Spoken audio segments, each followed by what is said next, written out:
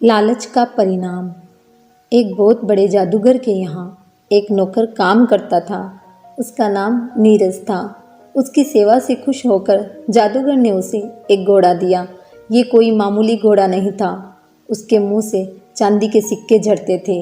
नीरज बहुत खुश था।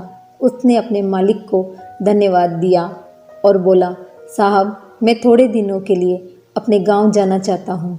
ये घोड़ा मैं अपने पिताजी के पास छोड़ कर आऊँगा। वे अब बहुत बूढ़े हो गए हैं। ये घोड़ा उनके पास होगा तो उनकी परेशानी दूर हो जाएगी। जादूगर ने कहा, मुझे भी उसी ओर जाना है। चलो हम दोनों साथ साथ चलते हैं। घोड़े पे सवार होकर वे दोनों चल पड़े। रात होने वाली थी। वे एक शहर से होकर गुजर रहे थे। उन्होंने तय किया कि वे रात को वहीं रुकेंगे और सुबह आगे जाएंगे। उन्होंने एक सराय में 2 अलग अलग कमरे ले लिए। सराय के मालिक को जब पता चला कि उसके यहाँ एक जादूगर आया है तो वह बहुत खुश हुआ।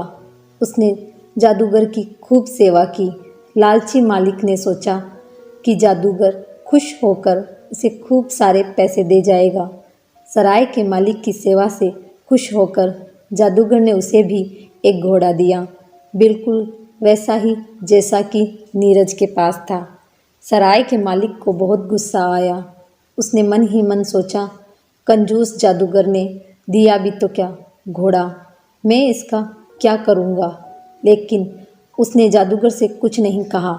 सुबह को जब वे जाने लगे तो नीरज के पास सराय के मालिक को देने के लिए पैसे थोड़े कम पड़ गए। उसने सराय के मालिक से कहा, 1 मिनट ठहरिए, मैं अभी आता हूँ। ऐसा कहकर वह सराय के बाहर बने अस्तबल में पहुँचा। वहीं उसका घोड़ा बंधा हुआ था। उसने घोड़े के मुंह से थोड़े से चांदी के सिक्के निकाले और वापस आ गया। सराय का मालिक नीरज का पीछा कर रहा था।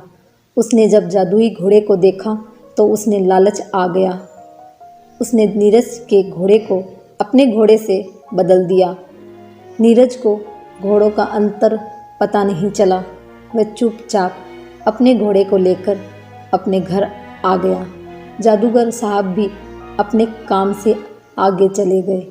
घर पहुंचकर नीरज ने अपने पिताजी को खुश होकर जादुई घोड़े के बारे में बताया। फिर उसने बोला, आबरा का डाबरा, लेकिन घोड़े के मुंह से चांदी के सिक्के नहीं निकले। नीरज को बेहद आश्चर्य हुआ क्योंकि घोड़े के मुंह से चांदी की जगह सोने के सिक्के गिरने लगे। नीरज समझ नहीं पा रहा था कि ये सब कैसे हुआ। असल में जो घोड़ा जादूगर ने सराय के मालिक को दिया था वह भी एक जादुई घोड़ा था, लेकिन अपने लालच के कारण वह ये बात समझ ही नहीं पाया।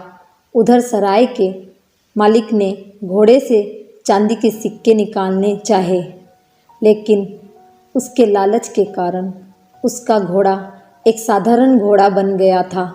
सराय का मालिक चोरी करके भी पछताता था रह गया। दूसरी ओर नीरज और उसके पिता अपने नए घोड़े के साथ खुश थे।